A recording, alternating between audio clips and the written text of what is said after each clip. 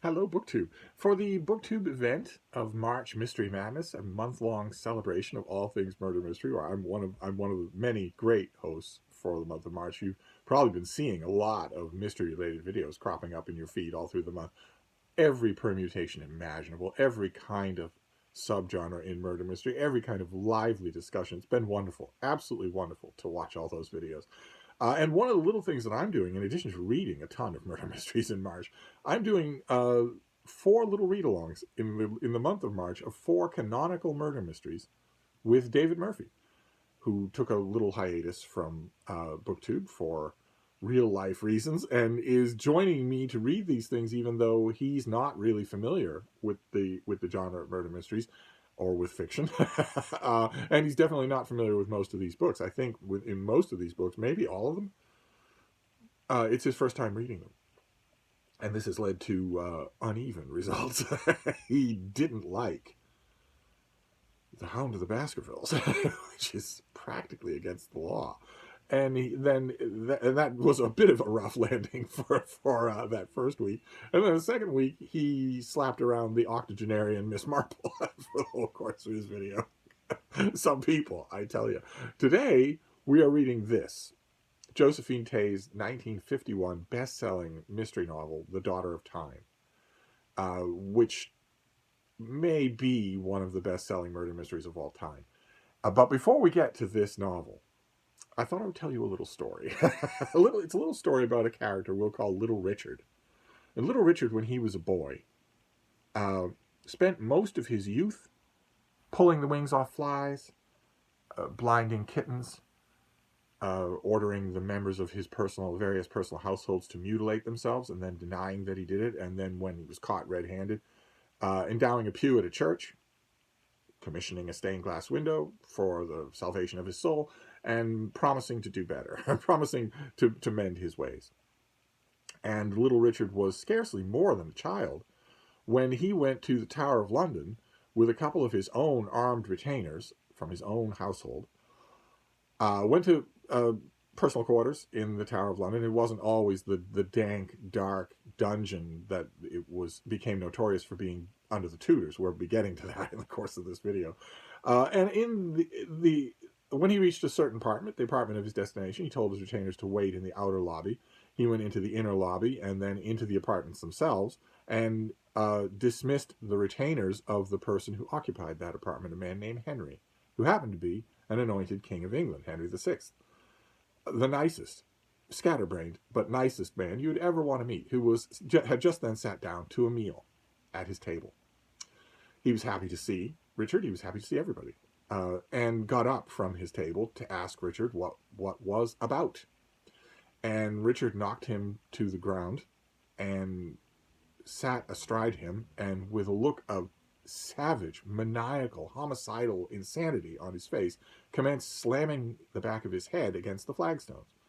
And Henry objected and tried to push Richard off and wondered what was wrong, asked for mercy and pardon and an explanation, and didn't get one. And Richard kept doing it until finally blood was everywhere. It was matting the back of Henry's head, and Henry was dead. At which point Richard stood up, wiped off as much of the blood as he could, sat down at the table and finished the dead man's meal, then went out into the outer lobby and told the dead man's attendants that the man had died of melancholy, that he died of heartbreak.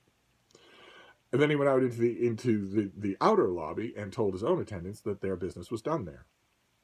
And when his brother, Edward, who was tall and handsome and gorgeous and generous, and who also was an anointed king of England, when Edward found out that Richard had succeeded in ridding him of an alternate king, always an awkward thing for a king of the land to have, and we'll be getting to that in this video as well, Edward rewarded Richard generously with jobs and appointments and sinecures and incomes and territories, mostly up in the north, a kingdom that hated Richard almost as much as he hated it. And he contented himself in that lifestyle, still killing people, still killing servants and mutilating them and telling them to mutilate each other, still causing minor scandals in and about the northern countryside that had to be hushed up, and that were usually compensated for with hysterical praise. You look at some of the chantry endowments of the time and whatnot, and you will see hysterical praise to our good and glorious, wonderful overlord Richard. He is the best. He's just wonderful. You practically see the nervous sweat on their foreheads when those people were writing those ridiculous encomiums to this monster. And as is the way with monsters, the more Edward honored him, the more bitterly he hated Edward. But he bided his time and largely contented himself with tormenting his own servants, torturing innocent peasants and whatnot, with one exception, which was his brother, George, who rebelled against their brother Edward, and the rebellion wasn't a success, and George was presented with a choice. You can either kill yourself, or you can be executed. Now, George was highborn, and typically the execution would then have been by a headsman with an axe or sword. Now, if you were guilty of high treason, which George was, and if you weren't particularly liked, and George wasn't liked anywhere, he wasn't homicidal like Richard, but he still got people's hackles up. Nobody, even his own brother, liked him. Edward liked almost everybody, but he didn't like his brother, especially after you conduct a revolution against you. There's not going to be any family feeling left there. So George wasn't the brightest bulb in the chandelier, but he knew perfectly well that if he opted for execution, it might be ugly. Some of you who know about, for instance, Henry VIII's executions during the Tudor era will know that there were executions and there were executions. There's a reason why Anne Boleyn paid a huge amount of money to have a French expert sailed in for England for her own execution. There's a reason for that. She knew the stories as well as anybody did about execution victims who went to the block and had half their head cut off or a shoulder cut off, hacked over and over again. Witnesses time and again described royal executions as butchery of a person who would, as one elderly woman who was executed under Henry VIII actually did, pop up from the block and start running around, blood gushing everywhere, start running around the platform trying to escape from this person who obviously doesn't know what they're doing, or who knows all too well what they're doing and doesn't want a clean one swipe of the head. If you have a 40-pound axe and you're a strong, full-grown man and you know what you're doing, and you have a sharp axe, if you know where to aim at the very base of the head, that knob right at the base of your head, that will take a human head clean off, no matter how strong the neck muscles are. And executioners know that, but they're often encouraged, or outright told, to make a botch of it. George knew that he faced that possibility, and he knew what the other possibility was. If he didn't do that, he could be hanged, drawn, and quartered, the punishment reserved for treasonous scum who weren't highborn. And that was an unbelievably gruesome process. It involved you being hanged by the neck, but not until dead. So you would twist and jerk there for 15 minutes, 20 minutes, sometimes an hour. Then you'd cut down alive, and a longitudinal or crosswise slice would be done in your lower abdomen, and you would be disemboweled. And there was a winching device that did this very, very methodically, so that you could be alive and watching it all while it happened. If you survived that long, and you'd be amazed how many people survived almost all of their own disemboweling. Then you were castrated, and that wound was cauterized with a hot iron. And then eventually you'd have your heart cut out. And then, as the name implies, hooks would be dug into your flesh in 4 different quarters, and horses would be positioned at the different points of the compass to pull your body into 4 parts, which would be mounted in the places where your executioner thought they might do the most good, as a moral lesson. It's a horrible, horrible death, and George knew it. So he opted for suicide. He opted to kill himself. And Richard helped. 2 of Richard's retainers, we don't know if they're the same 2 retainers, but 2 of his retainers held George's arms while Richard held his head underneath the surface of a barrel of wine. It isn't the execution that George wanted. He did want wine to be involved, and he wanted Richard to be involved. He wanted to be poisoned. A nice, painless poison. Why on earth would he have thought of Richard when it comes to poison? Well, one way or another, he didn't get that. He got all the way up to that, and then got the supervillain reveal as he was drowned forcibly. But aside from that, Richard mostly kept his attentions confined to the nameless people that litter the ground of history, as far as his brutality and violence was concerned. But such things build up in you. And eventually, they reach a boiling point and you can't take it anymore. And Richard reached that point. And right after he reached that point, in 1483, his brother, the hale and healthy King of England, Edward, died abruptly. And Richard wasn't king. That didn't make him king.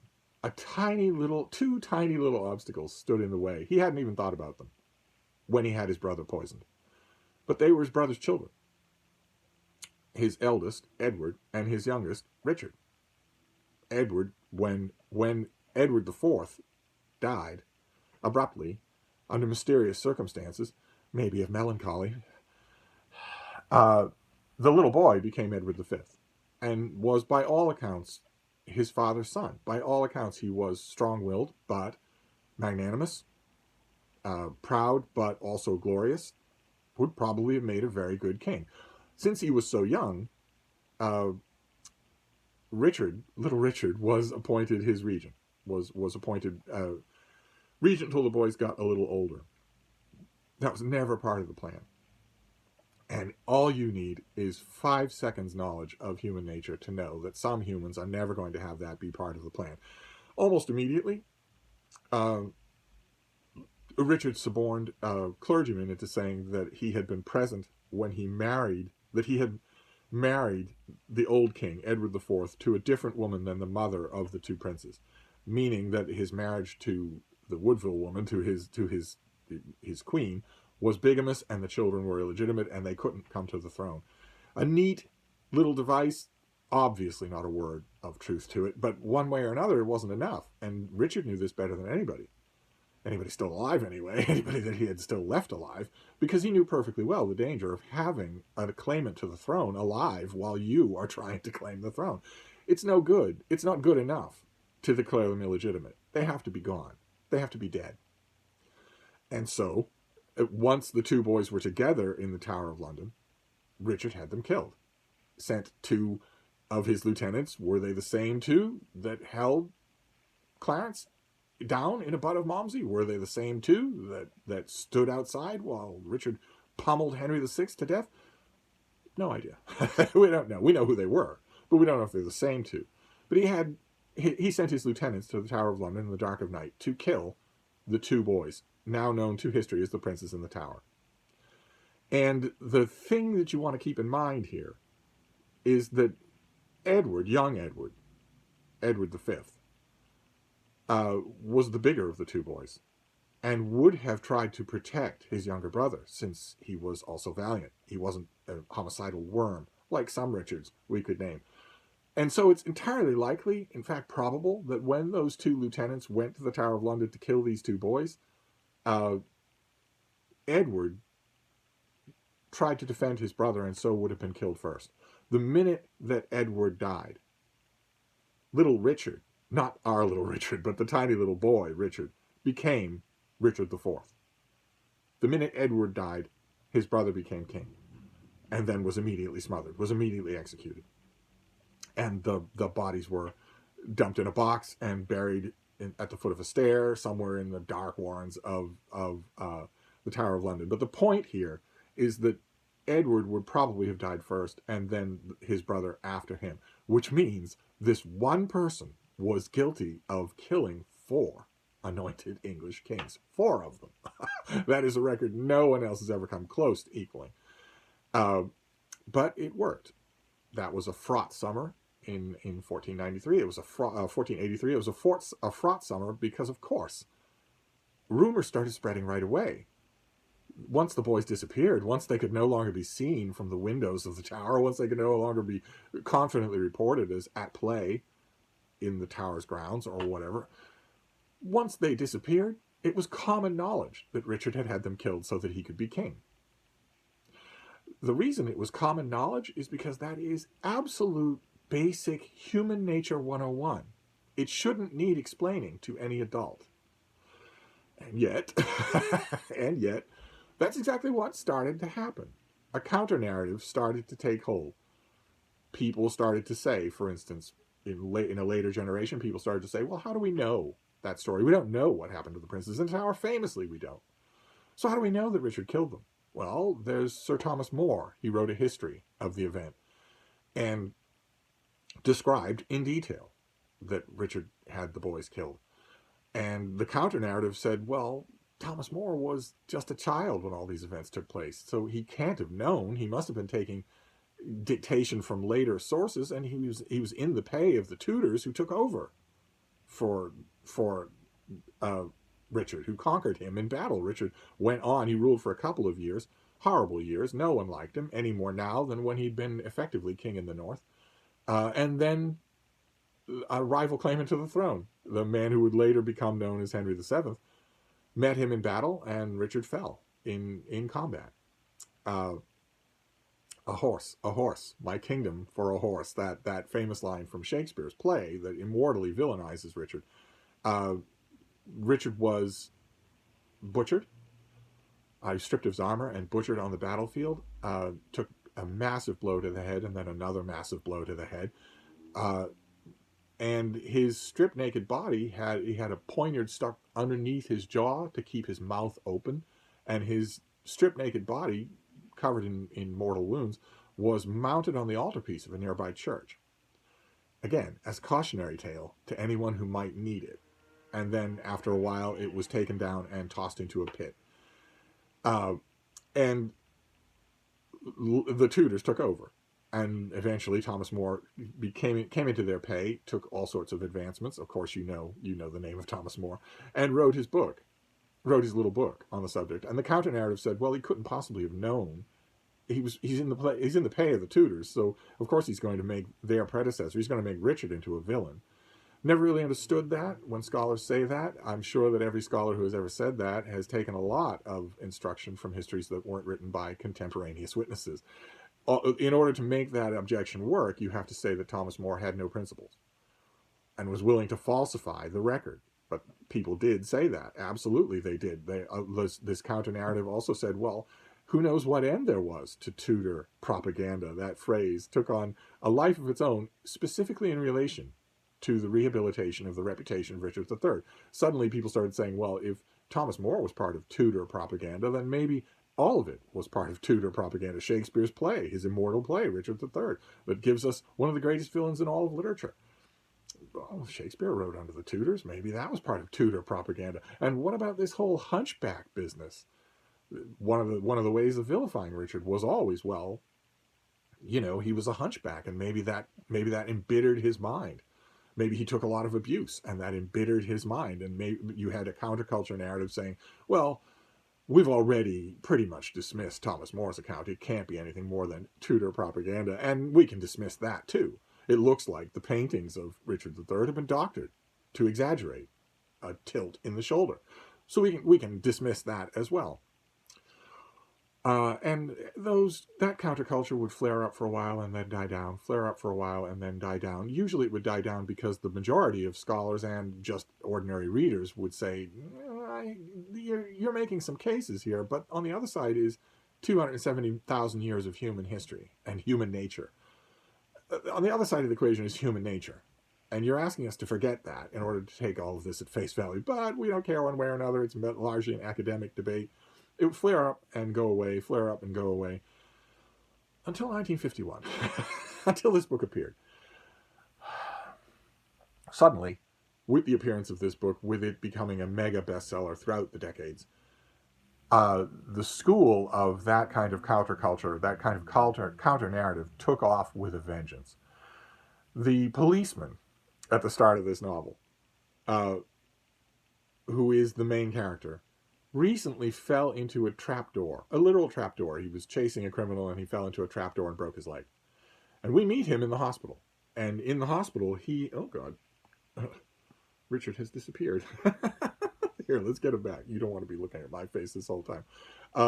In the hospital, he falls into a metaphorical trapdoor because he is very bored. He's got his leg up in a sling, can't do anything. And a friend of his brings him pictures to liven up his hospital room. And one of the pictures is a portrait of Richard III. And the character Grant looks at this portrait and starts to think, that guy doesn't look half bad. He doesn't look like a villain. He looks like a saint or judge. Looks like he suffered a lot. perfect grounds for a forensic rehabilitation of a character from centuries before. But it gets him started. Any of you who have ever been cooped up in a hospital will know you'll take anything to get you thinking, to take your mind off the dull repetition of your surroundings. And he does that.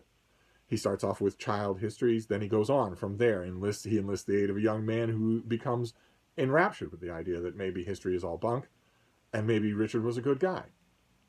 The more Grant learns, the more he thinks that Richard has been done poorly by Tudor propaganda.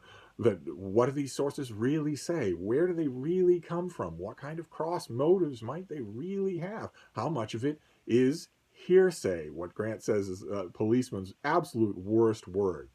Hearsay. Oh, is this acting up again? It's the ghost of Richard attacking my poor iPad.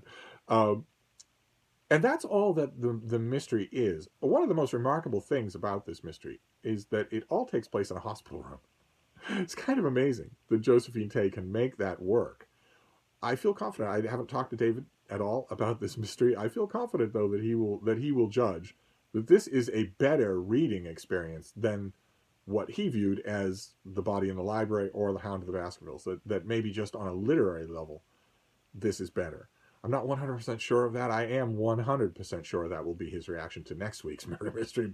But this one, oh, God help us. Okay, we're just going to forget about the iPad. If it's acting up, we're just going to forget about it. I do not fight with inanimate objects, except maybe Brian at Bookish. Here, we'll give this one more try. And if it keeps acting up, we just ignore it. In his hospital bed, unable to walk, Grant amasses a little library of work. Crusty old famous historians, primary sources, goes straight to Thomas More and discredits him as saying, everything that he's saying here is just Tudor propaganda. He was a child when all this happened. How could he possibly know?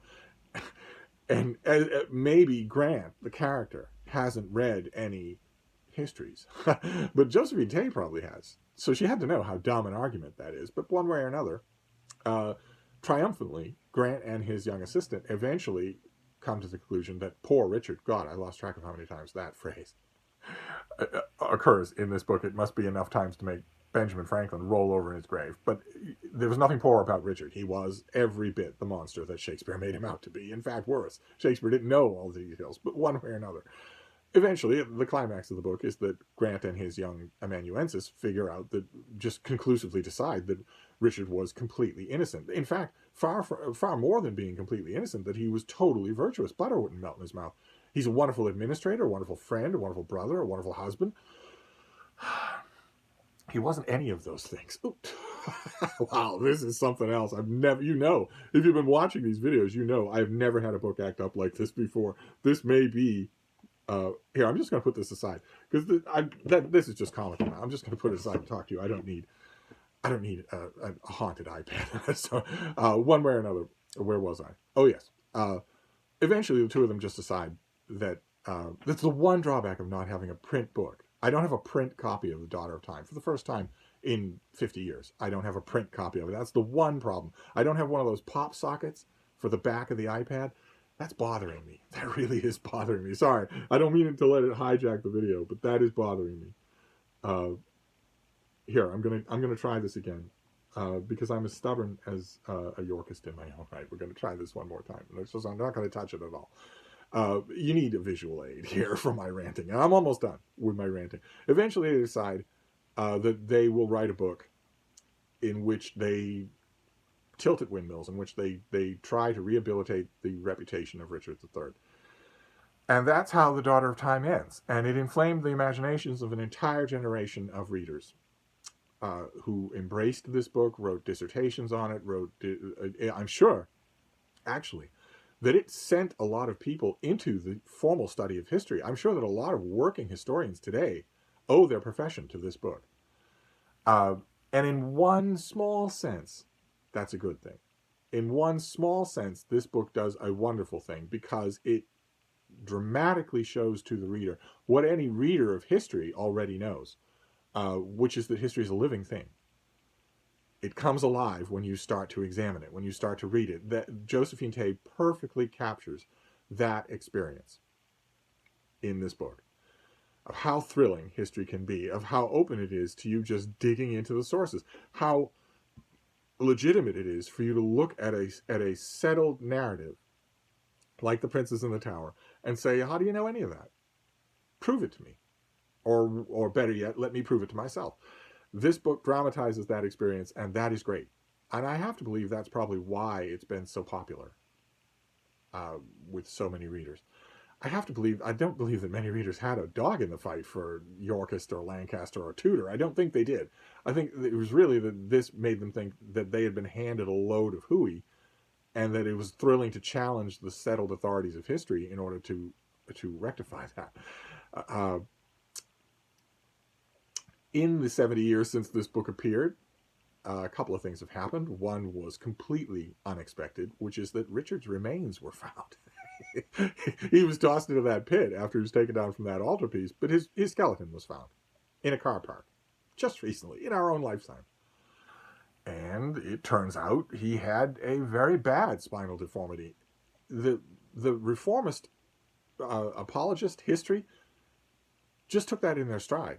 It's amazing to me. It's a total confirmation that a huge chunk of what they've been saying for 70 years about Tudor propaganda was not true. And they didn't care at all. It barely made them blink. Instead, they said, well, sure, it looks bad when you look at the skeleton all laid out on a rack in a museum, but it probably wouldn't have been bad enough for anyone around Richard to notice. Good Lord. Google the skeleton yourself and ask yourself if anyone living with this guy day to day could have missed it.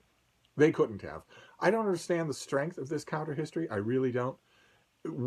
It's one thing when we're talking about ideas, positive and negative. Somebody digs up a skeleton, you have to recant. It's as simple as that. You can't argue with it. You have to just recant. You can't say, oh, well, that doesn't really prove anything. And also, just recently, just a couple of months ago, a very enterprising scholar went at the provenance of Thomas More's history and has pretty conclusively proven that More was operating from family testimonies of the children of the men who actually killed the Princess in the Tower and who would have been alive when he was writing his history. Would have been able to provide him probably with a lot of stuff that he didn't include in his history. The veracity of Thomas More's history looks better and better all the time. As well it should. As well it should. The man is a saint, for Pete's sake. He probably cared about what kind of job he was doing in reconstructing the events, regardless of whether or not he was on the Tudor payroll. And we all know how that payroll worked out for him. So, the 3 points to take away from our read-along of The Daughter of Time this time around. God knows, you probably won't get anything this contentious from David. But thing number 1, it's a terrific book. It absolutely deserves the bestseller status that it has. It draws you in right from the beginning and keeps you in. It is fascinating against all odds. It shouldn't be. I have intentionally picked the 4 mysteries for this month that we're reading together, because each one has a bit of an oddity to it. I intentionally did that. And with The Daughter of Time, the oddity is that it all takes place in a hospital room. There is a dead body, 2 dead bodies, but they're centuries old. And yet it works. Josephine Tey makes it. This is better than any other novel that she wrote, and better than a huge chunks of novels that have come since her that have tons of action, tons of last-minute reveals. So that's thing number 1. Thing number 1 is this is a terrific read. Thing number 2 is that the argument it puts forward is moth-eaten and worm-eaten. It's horrible. It's a horrible argument.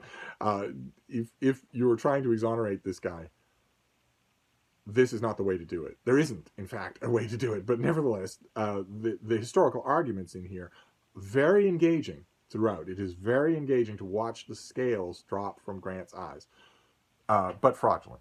And the third thing is that Richard III was a monster. As he's every bit as much a monster as history has always portrayed him. That is not just To the Victor Goes the Writing of History. That is not just so-called Tudor propaganda. He killed 4 English kings in a life that wasn't very long. So, anyway, that's my 2 cents anyway. And we're going to wrap this up for now. That is The Daughter of Time for today, my fractious iPad, haunted by the ghost of Richard. And that leaves us with one more book for May, for this little read-along that we're doing. And that is Gaudy Night by Dorothy Sayers. We'll be doing that next week. And With The Hound of the Baskervilles, we have a few interesting tidbits as far as murder mysteries go. For instance, the whole thing is set earlier. It's a prequel, which is kind of rare. It was certainly rare in Arthur Conan Doyle's time. And also a point that I touched on a little bit, which is that the solution is largely hearsay to The Hound of the Baskervilles. You could easily read the facts of the novel in a completely different way and come up with a different victim and a different villain. That's interesting about, those are a couple of interesting features about The Hound of the Baskervilles. And then The Body in the Library is interesting for the switcheroo that takes place at the very end of the book. That's foreshadowed at the very beginning of the book, when a little boy who's been shown the dead body in the library says it doesn't look like a real girl. That's Agatha Christie at her best, foreshadowing a little twisteroo that's going to happen at the very end. And the neat little, one of the neat little idiosyncratic details about The Daughter of Time is that there's no bleeding body. It's a historical mystery that's being solved, not an urgent current one in police dockets. And those of you who know Gaudy Night will already know its interesting detail. It has one interesting detail that sets it apart almost from any other mainstream, really well-known canonical murder mystery. But we'll be getting to that. So Gaudy Night is going to finish things up. I invite you all to join in. If you weren't interested in The Hound of the Baskervilles or have read it a million times, maybe The Body in the Library is not your favorite Agatha Christie mystery, or even your favorite Miss Marple mystery. Quite a few of you have let me know that there are quite a few of them you like better. And if The Daughter of Time struck you as too close to historical fiction for your liking, so that, and maybe you're not interested in that, if Gaudy Night has been on your shelf and you've been thinking about it for a long time, I strongly advise you to pull it down off the shelf and give it a read. I think you're really going to like it. But I'll wrap this up for now, and we'll see what David makes of The Daughter of Time and Little Richard. But I will see you soon. Thank you, BookTube.